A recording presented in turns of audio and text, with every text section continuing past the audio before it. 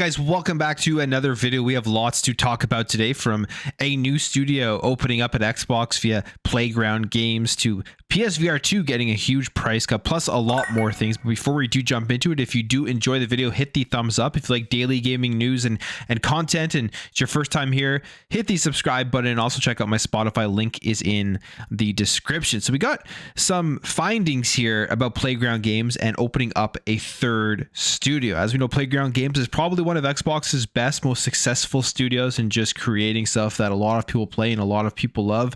It's like the Forza Horizon series, and they're also working on the reboot of Fable, which looks phenomenal from the videos that we have seen for that game. And now we see here that they have a third studio, but we don't really know what that third studio is for. So it says here that according to an update on Playground Games' LinkedIn page, the team has expanded to 3 studios, and the third studio is apparently assisting with the development of Fable, which obviously is, again, that reboot that everybody has been waiting for, and it is looking good. But we're not sure exactly what else they'll be working on. It says today Playground has 3 world-class studios in Leamington Spa. In our original HQ, we continue to support and grow the huge, vibrant Horizon community. In our new studios on the other side of town, we are excited to developing Fable, a new beginning for the legendary franchise. So they've expanded out third studio right now, helping on Fable, but what will they be doing after that? If their first class, or their main studio is going to be continuously, obviously, to support the Forza Horizon game. I'm assuming we are going to be getting an announcement for a new Forza Horizon kind of soon, because it has been out now for a few years and it's on that time schedule where the next one will be coming. So maybe once Fable is complete and released, they will be moving over to that. But as of right now, we don't really know. They do say here that while Forza Horizon 5 continues to be supported, much of Playground Games' focus is on the upcoming Fable, a reboot of sorts that brings players back to the whimsical legendary world of Albion, with longtime Deus Ex developer Eidos Montreal is providing support on the project. That was a thing that was pretty cool to see, that studio was going in and helping with Fable. And a new trailer during the Xbox showcase earlier in the year teased some of the action and characters that players can expect, and it's currently slated to arrive here in 2025. So you would expect this third studio to be working on Fable, helping out with it until 2025, and then moving on to something else. Maybe they will be eventually branching out to creating multiple games at the same time in different genres like they are doing right now. Maybe that's something that is on the slate for the future at Playground, just because of how successful games like Forza Horizon have been. You'll have a main team working on Forza Horizon, then you'll have 2 other studios working on another project that is just completely different, like Fable, which would be pretty cool, because Playground has definitely proven themselves. And if they can hit it here with Fable and it comes out, it's a great game, it shows that they have the ability to create games and worlds in many different ways. And that's definitely a gem there for Xbox and their first parties. Now, as we know, Xbox has been talking about launching a mobile store, and this is here to compete with Google and Apple. That was probably, I think it was the main reason why they acquired ABK, which it was for King, as well as mobile games like Call of Duty Mobile and Diablo Immortals, and having all of that and trying to grow in the mobile space, and then eventually being able to compete with Google and Apple, where you make tons of money in these mobile games. And if you can have your own store and keeping people in that ecosystem, it's just a big win for them on their business side of things. And they've talked about launching the mobile store. First, starting off here with Sarah Bond actually talked about when this store will be opening up, just in the browser and everything. Eventually, I'm thinking it will be an app, but it looks like it could be launching relatively soon. It says here, webpage for the Xbox mobile store has been spotted with the description that it is coming soon, and thanking users for taking part in the Xbox Insiders program. And this here was spotted by Clobril, and if you take a look at what Clobril did tweet out, it's this picture of the coming soon page, and says, thank you for participating in the Xbox Insiders program. As a part of the testing process, you have been placed in a holdback group and currently do not have access to this feature. Your support is invaluable to us, and we ask for your patience as we prepare for the public review or public release, and stay connected with Xbox for future updates. So that's what we know right now. And for this store, when they do first launch it, like I said, it is only going to be web-based, and it's just going to be an alternative to Apple and Google. And for this store, Sarah Bond did confirm that it would currently be launching with first-party games like Candy Crush and Minecraft, and then later on, third-party games from external partners at a different time will be added to the store. The question here is, can they compete with Apple and Google on this front? I think they could at some point. It will be hard to start because people are just set in their ways, and they know their Google Play Store, they know the Apple's App Store, they have accounts, they have everything already built into that. So it will be hard to break into that ecosystem. But if they are able to have games that you can't get on those other platforms, it's obviously still all going to be available on that hardware on your phone, whatever phone you're using. But if their ecosystem has games like Call of Duty Mobile, where you get perks or something via the Xbox Store, that will, I think, attract people over to just jump into the Xbox ecosystem, which at that point I think is really what all they would want. Make an account, get in the Xbox ecosystem, and then try to entice them over to spend more time in that ecosystem. Now, when it comes to the Xbox One, as we know, this is a generation that started off with Don Matrick, and he had this vision, which I think we're at now, but it was a vision that was too early and a lot of people were turned off. We just also heard about the Xbox 360 store being shut down, and now it looks like the Xbox One consoles, the original one, the one that Don Matrick launched, is kind of dead at this point, as it says that the launch model Xbox One consoles with older firmware are reportedly failing to update. This is according to Digital Foundry on Eurogamer, saying the 2013 launch models of the console, the VCR ones, the big hefty ones, actually, although it was big, I didn't mind the look of it. It says that this report started from claims on NeoGAF. The players were struggling to download updates for their Xbox One consoles, and then after further investigation, the Digital Foundry team found that Xbox One consoles containing outdated firmware may no longer be able to update. So Digital Foundry tried to update their Xbox One consoles, two running a dashboard from 2017 and one running a dashboard from 2018, and all three failed to update to the latest firmware. They say not only by trying to download the update, but also by saving the update to a USB stick and trying to install it that way, which means that these consoles can't function online unless obviously you can somehow get the latest firmware on there, which would mean that you can't access Xbox Live and you can't run any digital purchases that need an online check-in, which would essentially render that console useless. And this is an issue for people who only have that. I don't know how many people that is, but it's an issue for the overall gaming when it comes to always online digital catalogs and all that stuff, where if you can't check in and there is no way to play those games offline, the plastic box you have is essentially useless. Now, for the Xbox One S consoles, this does not seem to be affected. It is really only right now for those VCR original Xbox Ones with older firmware updates that aren't updating. Now, there is no comment here, I believe, from Microsoft, and they haven't said anything about this. And Digital Foundry themselves think that Microsoft will fix it, but we will see if this is something that is going to continue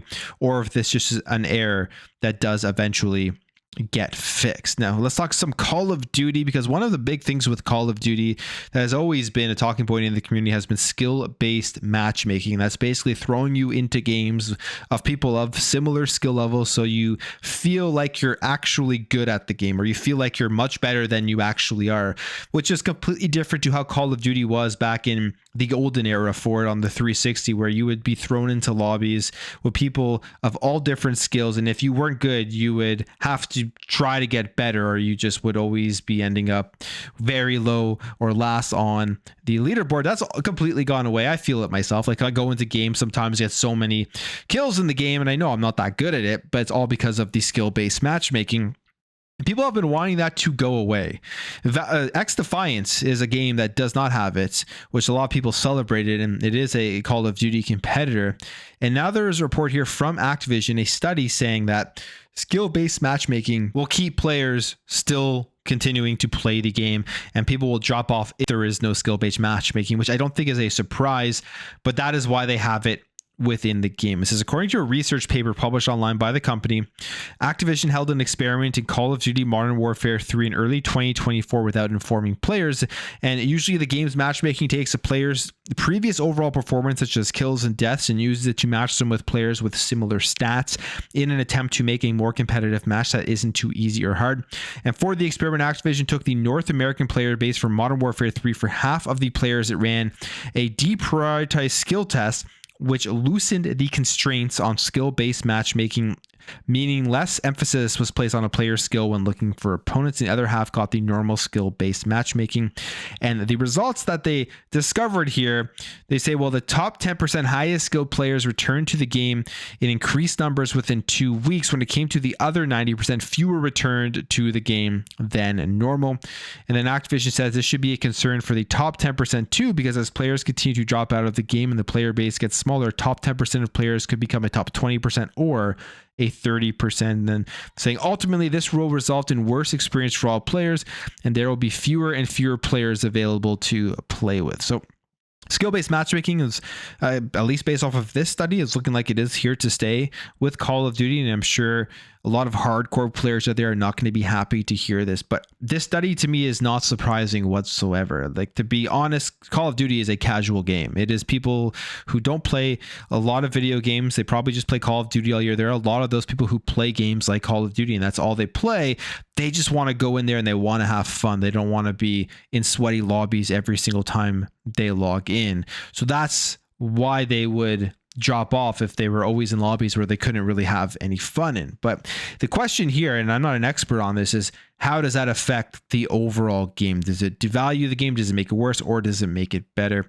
I guess it will end up depending on who you ask. All right, jumping over here, let's talk some Starfield, because as we know, the expansion is coming out this year, and then there's going to be more content after that. And it looks like we may now know what the name of the future DLC for Starfield is, the one that potentially is coming in 2025. This is found here by Timur222 on X, and a trademark has been filed for the name Starborn, and that would kind of hint here at what they are kind of going for with the DLC in 2025, or at least the name of the DLC. Starfield is going to have a huge, I think, rejuvenation once the current DLC does drop. You will see those player numbers expand and pick up, and obviously with the whole mods and everything, there's still lots of cool things that are always dropping into the game. But this will be a game that is supported for a very long time, and Starborn could be the next DLC that we are talking about for 2025. Now let's talk some PSVR 2, because the inevitable has occurred. And if you're somebody like me who bought PSVR 2 when it launched, or just a little after it launched, or any time between when it launched and now, you would have paid $200 more, as they are cutting the price of the PSVR 2 by $200 and trying to move some units. The PSVR 2 has been, I think, a pretty big failure for PlayStation. They haven't made any first-party content for it. They're trying to expand it out now to PC, which I think is a win for the headset itself, because the headset is a good piece of hardware. There's just no games on the PS5 for it. And now they're trying to move units because they have a backlog of units that they need to get out there before they start producing more, if they are going to end up producing more, if they're not completely giving up on it, which I think that they probably are.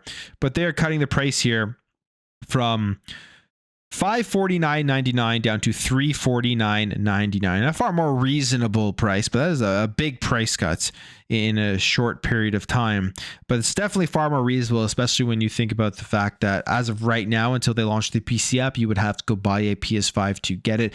But at the same time, when they do launch the PC app, and PC gamers out there want to try to get into VR, this will now be an option for them, and it will be at a cheaper cost. So we'll see what happens here. We'll see if they're able to actually sell more of these units, and if that will make PlayStation not completely abandon this thing and start putting out and pumping out more content for it. Skeptical, but that would kind of be the hope for the owners right now, like myself, of the PlayStation VR 2. All right, let's jump over here. Let's talk Borderlands. People are waiting for the announcement and to see Borderlands 4, and it looks like it will be coming relatively soon, as the Gearbox CEO Randy Pitchford has teased the next Borderlands game, stating that the studio is working on big things and that an announcement could come soon. He was speaking to Games Radar, and here's what he says. I haven't been perfect at hiding the fact that we're working on many things, that we're working on big things.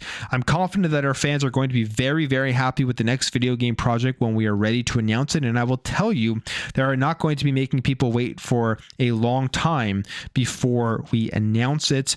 And he also adds here, saying, I have the biggest and best team that I've ever had working on what we know is exactly what our fans want from us. So I'm very, very thrilled.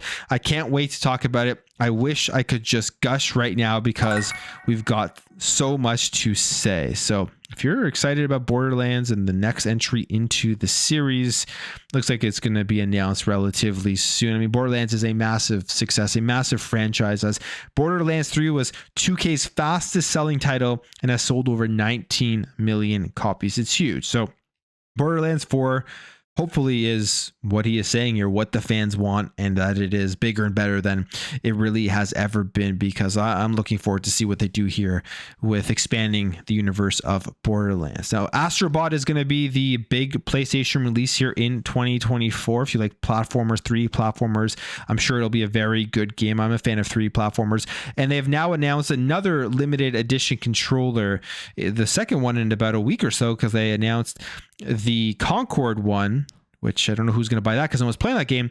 But this one may be different. I think a lot of people will pick this one up because people are going to be buying and playing Astro Bot. But this controller itself also is just super cool. I mean, I have to admit, this is one of the better looking controllers that I've seen, better looking PlayStation controllers for sure. And if you do want this one, this Astro Bot one, it is going to be up for pre-order on August 9th. You can see here, it's a white controller with some blue accents and then the Astro Bot eyes in the middle of it. And it just looks super cool. So if you are interested in this, August 9th is when this controller is going to be up for pre-order. And finally, we have some information about Marvel's 1943 Rise of Hydra, that Amy Hennig's game where we saw that initial trailer of it and the graphics were just absolutely insane. But now we have here that PlayOn is going to be publishing this game. So Skydance Game has partnered with PlayOn to publish Marvel's 1943 Rise of Hydra when it debuts next year. And the game was unveiled earlier in the year during GDC. And I mean, if you haven't seen that trailer, graphically, it's just insane what they were able to do with it. And I think this game is going to be one of the better looking games that we do get this generation. So pretty cool stuff there. They are partnering with PlayOn. And I hope this game ends up being good. I hope it isn't just all flash. I hope there is some fun gameplay that is on top of the great looking graphics. But I will end the video there, guys. If you did enjoy this video, hit that thumbs up. If you are new here, hit that subscribe, and I will catch you guys in the next video.